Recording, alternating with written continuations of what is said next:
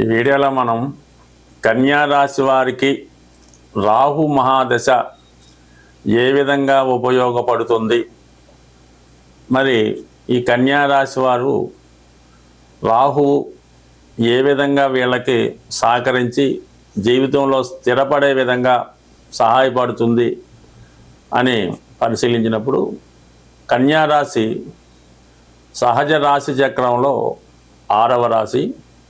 సాధారణంగా ఈ రాశి వారు జీవితంలో అనేక రకాల సమస్యలు ఎదుర్కొని వారి యొక్క స్వయం కృషితో జీవితంలో పైకి రావడం జరుగుతూ ఉంటుంది.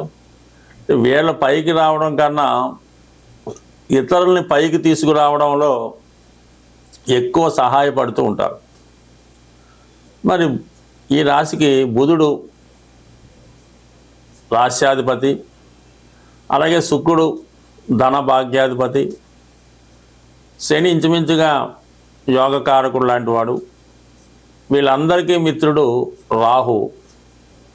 సో ఈ రాహు ఈ కన్యా రాశిలో ఉచ్చ పొందుతాడని కొంతమంది అభిప్రాయం. ఏదైనా బుధుడు ఎంత తెలివైన వాడో దానికి 10 రెట్లు తెలివైన వాడు రాహు.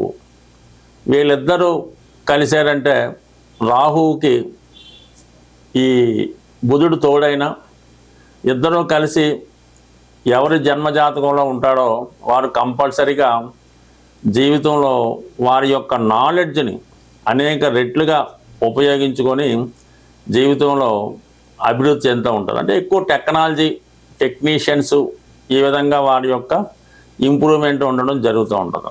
ఒక కొత్త ప్రపంచంలోకి వీళ్ళు తీసుకెళ్ళగలుగుతూ ఉంటారు. ఒక జురాసిక్ పార్క్ లాగో లేదా ఒక పెద్ద మాయా ప్రపంచంలో తీసుకెళ్ళి ప్రజల్ని ఏ విధంగా మాయ చేసి వీళ్ళు ఒక కృత్రిమ ప్రపంచాన్ని సృష్టించగలిగే మేధావులుగా ఉంటారు అన్నమాట. అంత నాలెడ్జ్ కలిగి ఉంటారు. అయితే ఈ కన్యా రాశి వారికి రాహు మహాదశ ఏ విధంగా ఉపయోగపడుతుంది అనుకున్నప్పుడు, మరి రాహు దశ వీళ్ళకి సాధారణంగా జీవితం తొందరలోనే రావడం జరుగుతూ ఉంటుంది. కృత్తిక, ఉత్తర, హస్త, చిత్త. ఉత్తర నక్షత్ర జాతకులకి రవి, చంద్ర, కుజ అంటే ఇంచుమించుగా వీళ్ళకి 20 సంవత్సరం పూర్తవబోతులకి ఈ పూర్తయి 20 నుంచి వచ్చే రాహు 18 సంవత్సరాల పాటు ఉంటాడు. అంటే ఇంచుమించుగా సంపాదించే టైం అంతా రాహువే ఉంటాడు. అలాగే హస్త నక్షత్రం అనుకుందాం, 17వ సంవత్సరం దాటినంటే ఇంచుమించుగా 17 నుంచి 10 సంవత్సరాలు కూడా రావచ్చు. ఇక చిత్తా నక్షత్రం అనుకోండి, ఇంకా 7వ సంవత్సరం నుంచే ప్రారంభమవుతుంది. అంటే వీళ్ళ జీవితంలో సంపాదించే సమయం, పెళ్లి సమయం ఇంచుమించుగా వీళ్ళ జీవితంలో స్థిరపడాలంటే రాహు దశ మెయిన్ రోల్ తీసుకుంటుంది. 18 సంవత్సరాలు కదా, అందుకని ఎక్కువ మంది ఈ రాశిలో చిన్న స్థాయి అంటే బిలో మిడిల్ క్లాస్ ఫ్యామిలీలో జన్మించడం జరుగుతూ ఉంటుంది. చాలా వరకు రెస్పాన్సిబిలిటీస్ ఎక్కువగా ఉంటాయి ఈ లగ్నంలో ఈ రాశిలో జన్మించిన వారికి. వీళ్ళు చాలా పెద్దవారైనటువంటి తల్లిదండ్రులకి పుట్టడం జరుగుతుంటుంది. అంటే 40 సంవత్సరాల్లోనూ ఎక్కువగా వాళ్ళు లేట్ వయసులో ఈ పిల్లలు జన్మించడం వల్ల వీళ్ళు స్థిరపడి చదువుకునే టైంకి వాళ్ళకి ఏదో ఇబ్బంది అవ్వడం వల్ల చిన్నప్పుడు కొద్దిగా ఇబ్బందులు ఫాలో అవ్వడం జరుగుతుంటుంది. తాతగారి యొక్క కాలంలోనూ హాస్టల్లోనూ అనాథ శరణాలయాల్లోనూ జీవితం గడపడం జరుగుతూ ఉంటుంది. కొంతమంది వేరే వాళ్ళకి దత్తత వెళ్ళడం, వేరే వాళ్ళు పెంచుకోవడం కూడా జరుగుతుంటుంది. రాహు అంతే మాయ పాపం. ఈ విధంగా వీళ్ళని చాలా వరకు స్ట్రగుల్ పెడుతుంటుంది. ఎక్కువ హాస్టల్స్లో ఉంటుంటారు కదా ఈ పిల్లలు, ఎవరు లేకుండా చదివిస్తూ ఉంటారు, ఎవరు చదివి పెడుతూ ఉంటారు. ఎక్కువ ఈ రాహు దశలో ఈ కన్యా రాశి కన్యా లగ్నంలో జన్మించిన వాళ్ళు కనబడుతూ ఉంటారు. అంటే రాహు వీళ్ళని కంపల్సరిగా ఇక్కడ రాహు నక్షత్రాలు స్వాతి ధనస్థానంలో ఉంటాడు కాబట్టి, అలాగే శతభిషం 6వ స్థానంలో, మరి ఆరుద్ర దశమ స్థానంలో, అంటే 2, 6, 10 స్థానాలు యాక్టివేట్ అవ్వడం జరుగుతుంది. అందువల్ల ఏంటంటే చిన్నతనంలోనే ధనం సంపాదించడం, ఒకరి దగ్గర సబార్డినేట్గా చేరడం, వీరి యొక్క తెలివితేటలతో వాళ్ళని కోటీశ్వరులను చేయడం, అలాగే వీళ్ళు వృత్తిలో ఎంతసేపు కూడా ఒకరి కింద పని చేయనట్టే ఉంటుంది తప్ప స్వతంత్రించి ఏది కూడా చేయలేకపోతుంటారు. ఇంచుమించుగా రాహుదశ బాల్యంలో రావడం వల్ల ఎక్కువ వీళ్ళు సేఫ్ సైడ్ కోరుకుంటూ ఉంటారు అనమాట. రిస్క్ చేయడానికి ఇష్టపడరు. ఎవరికైనా జీవితంలో ఉన్న రిస్క్ చేసి ఒక రూపాయిని 100 రూపాయలు చేయాలంటే కంపల్సరీగా వాళ్ళ జీవితంలో ధైర్యం ఉండాలి. ఆ ధైర్యం ఇచ్చే గ్రహంలో రాహువు, కుజుడు. కుజుడి లగ్నం వారికి పెద్దగా ఉపయోగపడడం ఎప్పుడు శిక్షించే ప్లేస్లోనే ఉంటాడు అనమాట. తృతీయ అష్టమాధిపతిగా చాలా వరకు ఈ జాతకులకి స్పీడ్ బ్రేకర్ లాగా వీడి జీవితంలో స్పీడ్గా వెళ్తుంటే ఎప్పుడు రాహు దశ, అంతర్దశ, గోచారీత్యా వచ్చే రాహు ఏదో ఒక యాక్సిడెంట్ జరగడము, లేదంటే కుటుంబంలో ఏదో పెద్ద కలామటి జరిగి విచ్ఛిన్నం అవడము, మొత్తం మీద రాహు వీళ్ళని చాలా స్ట్రగుల్ పెడుతుంటాడు. వచ్చి ఈ రాహు కుజుడు ఇబ్బంది పెడితే రాహు దాన్ని ఎదుర్కొని ఏదో విధంగా పోటీపడి జీవితంలో స్థిరపడడానికి ప్రయత్నం జరుగుతుంటుంది. బట్ ఏదైనా వీళ్ళ జీవితంలో రాహు దశ బాగుండాలంటే బుధుడు కూడా శుభుడై మంచి గ్రహాలతో కలిసి ఉండాలి. అంటే బుధుడు ఎప్పుడు కూడా శుభులతో కలిస్తే శుభుడు, పాపులతో కలిస్తే పాపి. ఈ బుధుడు రాహు గురు శిష్యులు అవడం వల్ల వీరి జాతకంలో బుధుడు ఎంత బలంగా ఉంటే వీళ్ళు జీవితంలో అంత తొందరగా అటు ఫైనాన్స్ రంగంలో కానీ, సాఫ్ట్వేర్ రంగంలో కానీ, సినిమా ఇండస్ట్రీలో కానీ బ్రహ్మాండంగా రాణించే ప్రయత్నం జరుగుతూ ఉంటుంది. అలాగే చిన్న స్థాయిలో వీళ్ళ జీవితం ప్రవేశించి అంచెలంచెలుగా ఎదగడం జరుగుతుంటుంది. ప్రస్తుతం ఉన్నటువంటి సినిమా రంగంలో ఎక్కువ అదే మన కన్యా రాశి, కన్యా లగ్నానికి చెందిన వారే అటు డైరెక్టర్లుగా గాను, అటు ఎక్కువగా హీరోలుగా కూడా కామన్గా, అంటే ఈ నక్షత్రంలోనే జన్మించాలని రూల్ ఏం లేదు. ఈ కన్యా రాశిలో శని భగవానుడు ఉన్నా, చంద్రుడు ఉన్నా, రవి ఉన్నా, శుక్రుడున్నా, గురువు ఉన్నా వాళ్ళ జీవితం మీద ఇటువంటి ప్రభావం చూపడం జరుగుతూ ఉంటుంది. ఏదైనా ఈ కన్యా రాశి వారు రాహు మహాదశే వీళ్ళ జీవితంలో చాలా టాప్ దశ అవుతుంది అన్నమాట. రాహు తర్వాత వచ్చే గురువు ఒక విధంగా బాధకుడు అవుతుంటాడు. అంటే స్టేబుల్ లైఫ్ ఇస్తాడు. అప్పుడు దాకా సంపాదించిన దాన్ని జాగ్రత్త పెట్టుకునే ప్రయత్నం అయితే చేస్తారు. అందువల్ల ఇంచుమించుగా ఒక 16 సంవత్సరాలు, ఇంచుమించుగా ఈ రాహు తర్వాత వచ్చే 16 సంవత్సరాలు జాతకుడు పెద్దగా గ్రోత్ రాదు. ఎక్కడున్నామంటే అక్కడే ఉంటాడు. మళ్ళా తర్వాత వచ్చే శని మహాదశ కూడా ఇంచుమించుగా రాహులాగా ప్రయత్నం చేస్తారు కాబట్టి మళ్ళీ అక్కడ నుంచి 19 సంవత్సరాలు వాళ్ళ యొక్క ఏజ్ని బట్టి చాలా వరకు ఎండింగ్ దాకా ఉండి దాని తర్వాత వచ్చే బుధుడు కూడా వీళ్ళకి చాలా ఉపయోగపడతాడు. వచ్చి డిసైడింగ్ ఫ్యాక్టర్గా వచ్చినటువంటి రాహు తర్వాత ఓ 16 సంవత్సరాలు మాత్రం వీళ్ళ జాతకంలో ఒక ఇంటర్వెల్ ఉంటుందన్నమాట. అప్పుడు దాకా ఒక లెక్క. దాని తర్వాత ఈ 16 సంవత్సరాలు ఏదో నెమ్మదిగా నడుస్తూ ఉంటుంది. పిల్లలు, చదువులు, బాధ్యతలు, పెద్ద గ్రోత్ రాదు. మళ్ళీ ఈ 16 సంవత్సరాలు పోయిన తర్వాత మళ్ళీ ఇంచుమించు రిటైర్మెంట్ ఏజ్ అటు ఇటు రాగానే అప్పుడు వచ్చిన శని, దాని తర్వాత వచ్చే బుధుడు. అంటే ఇంచుమించుగా వీళ్ళ ఆయుష్ కూడా ఎక్కువగానే ఉంటుంది. 76, 85 దాకా కూడా ఈ రాశిలో జన్మించేవారు ఆయుష్ ఉంటుంది. అంటే మధ్యలో ఈ కుజ ప్రభావం వల్ల ఏదైనా యాక్సిడెంట్ జరిగితే చెప్పలేం. కానీ మొత్తం మీద కన్యా రాశి, కన్యా లగ్నం వారికి జీవితంలో ఒకసారైనా చేతికి కానీ కాలికి కానీ ఫ్యాక్స్ రావడం జరుగుతూ ఉంటుంది. సో అలాగే వీళ్ళ జీవితంలో మధ్యలో ఒక 15 సంవత్సరాల పాటు ఇబ్బంది పడడం కూడా ఉంటుంది.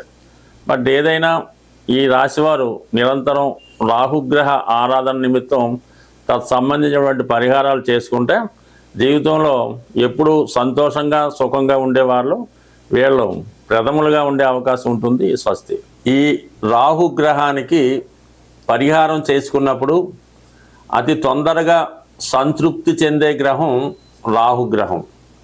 రాహు ఎలాగా ఒక భారీ బడ్జెట్ సినిమాలాగా రాహు పరిహారం కూడా ఒక భారీ ప్లానింగ్ లాగానే, ఒక భారీ బడ్జెట్ లాగానే ఉండడం జరుగుతూ ఉంటుంది. ఇవి వారు ఉన్న ప్రాంతాలను బట్టి ఈ శక్తి పీఠాలు మనకి కొన్ని ఉంటాయి. అంటే అమ్మవారు ఈ మనకి ఆరుద్ర నక్షత్రంలో శివుడి యొక్క దక్షయజ్ఞం, అమ్మవారు అగ్ని ప్రవేశం, తర్వాత ఈ అష్టాదశ శక్తిపీఠాలుగా ఏర్పడినటువంటి మీ జీవితంలో రాహుదశ జరుగుతున్నప్పుడు ఏదో ఒక శక్తిపీఠాన్ని దర్శించి అక్కడ వీలైతే ఒక నిద్ర చేసి అమ్మవారిని పూజించుకోవడం వల్ల, అంటే శక్తి పీఠాలు మీకు ఎన్ని వీలైతే అన్ని దర్శించుకుంటే ఈ రాహుగ్రహ ప్రభావం అన్నది అంతవరకు తగ్గుతుంది. అలాగే దుర్గా, కాళీ ఇటువంటి అమ్మవారిని ఆరాధించడం వల్ల మీలో ఉన్నటువంటి రాక్షసులు మరణించి, అంటే ప్రతి వ్యక్తిలో కూడా ఈ రాహు స్వభావం ఉంటుంది. అది మనకు మనమే తగ్గించుకోవాలంటే మనం ఈ చండీ, కాళీ, చండీ హోమం, అందుకనే ప్రధానంగా ఈ రాహు యొక్క పరిహారానికి, అంటే రాహు ఎక్కడో లేడు, మీలో ఉన్న రాహుని తగ్గించుకోవడానికే మీరు అమ్మవారిని ఆహ్వానించి అమ్మవారి శక్తి ద్వారా మీలో ఉన్నటువంటి రాహుని నాశనం చేసుకోవాలంటే మీరు కంపల్సరిగా అమ్మవారిని ఆరాధించాలి. అది చండీ హోమం ద్వారా అమ్మవారికి నిమ్మకాయల దండ, కుంకుమర్చన జరిపించడం వల్ల ప్రతి పరిహారానికి ఒక పరిహారం ఉంటుంది. ఆ పరిహారం జాతకంలో ఉన్నటువంటి వివిధ స్థానాలను బట్టి నిర్ణయించుకొని పరిహారం చేసుకుంటే మంచిది. తీవ్రమైనటువంటి దుష్ట శక్తులతో, అంటే అన్ని వ్యసనాలతో బాధపడుతున్న వారికి ఏం చేయాలంటే మీరు గోశాలను దర్శించి మీ ఎంత బరువు ఉన్నారో వెయిట్ చూసుకోండి. సుమారు ఒక 70 కేజీలు ఉన్నారు. 70 కేజీలు మినువులు, అంటే మామూలుగా రా మినువులు మరి ఆ గోశాలలో డొనేట్ చేయొచ్చు. లేదు ఏదన్నా గోదావరి, కృష్ణ పారుతున్నటువంటి జీవనదుల్లో ఈ మొత్తం ఈ 70 కేజీల మినువులు కూడా అందులో కలిపేసి ఓ నమస్కారం పెట్టుకుంటే మీలో ఉన్నటువంటి దుష్ట శక్తులు నాశనం అవుతాయి. అలాగే మరి చాలా వరకు గ్రామ దేవతలు ఉంటారు మీకు, మీరు ఉన్న ఊర్లో ప్రతి టెంపుల్లో, విజయనగరం అయితేనే, పెద్దాపురం అయితేనే, పాలకొల్లు అయితేనే, హైదరాబాద్ అయితేనే, అలాగా ఆ గ్రామ దేవతలను కూడా విధి విధానంగా ప్రతి సంవత్సరం ఆ గ్రామ దేవతలకి ఆషాఢ మాసంలో కానీ ఉగాది అప్పుడు కానీ ఏదో బోనం సమర్పించడం, ఇవన్నీ కామన్గా సాంప్రదాయాలు ఉంటాయి. వాటిలో కూడా పాల్గొని విధి విధానంగా ఆ కార్యక్రమం పూర్తి చేయడం వల్ల మీ కుటుంబంలో మీ ఆడపడుచులకి ప్రతి పండక్కి వారికి ఈ ఒడిబియ్యమను ఏదో విధంగా వాళ్ళని సత్కరించి వాళ్ళ యొక్క ఆశీస్సులు పొందడం వల్ల ఈ రాహు యొక్క పరిహారం మనకి దొరుకుతూ ఉంటుంది. ఇంకా ఇంకో రెమెడీ ఏంటంటే జైల్లో ఉన్నటువంటి ఖైదీలకి, హాస్పిటల్లో ఉన్నటువంటి రోగులకి, వృద్ధాశ్రమంలో ఉన్నటువంటి వృద్ధులకి, వాళ్ళకి ఏదో ఒక రోజు వారికి ఇష్టమైనటువంటి ఆహారం, ఇది వాళ్ళకి సంతృప్తికరంగా ఈ ఫ్రూట్స్ కానీ, ఈ వడలో, గారెలో, బిర్యానీయో ఏదో ఒకటి అక్కడ ఏదైతే అలౌ చేస్తారో అటువంటి ఆహారం ఈ విధంగా జైల్లో ఖైదీలకి, ఈ విధంగా రోగులకి, ఇంకా ఫైనల్గా ఏంటంటే ఈ రోడ్డు పక్కన నైట్ టైం వెళ్తుంటే చాలామంది వృద్ధులు వాళ్ళు వీళ్ళు పడుకుంటూ ఉంటారు, ఏదో వాళ్ళకి అవకాశాలు లేక ఇంకో కారణం వల్ల వాళ్ళకి ఒక మంచి రగ్గు, అంటే దుప్పట్లాంటిది, కంబల్ లాంటిది, దుప్పట్లాంటిది కొత్తది వాళ్ళకి మీకు ఎన్ని అవకాశం ఉంటే అన్నీ ఇవ్వండి. దాన్ని బట్టి కూడా మీకు రాహుగ్రహ పరిహారం అవుతుంది. అది ఇప్పుడైతే కొన్ని వ్యాధులు కనుమరుగైపోయాయి కాబట్టి అటువంటి భయంకర వ్యాధులు, అంటే ప్రస్తుతం ఒకప్పుడు లెపర్స్ ఏదో ఉండేది, ఇప్పుడు ఎయిడ్స్, అలాగే క్యాన్సర్ లాంటి భయంకర వ్యాధులకు కూడా రాహు కారణం అవుతుంటే వారిని బాగు చేసే ప్రయత్నంలో వారికి ఏదన్నా మందులు డొనేట్ చేయడం వల్ల కామన్గా మీకు ఈ రాహు యొక్క పరిహారం అవుతుంది. అలాగే వేప చెట్టుని పెంచి పోషించి శుభ్రంగా వేప చెట్టును రక్షించడం వల్ల కూడా రాహు పరిహారం అవుతుంది. బట్ ఏదైనా రాహుని తొందరగా మనం పరిహారం చేయొచ్చు. మీరు ఎంతగా మీరు ఈ విధంగా సేవ చేస్తే మీ ఫలితం కూడా అంత తొందరగా వచ్చే అవకాశం ఉంది. స్వస్తి.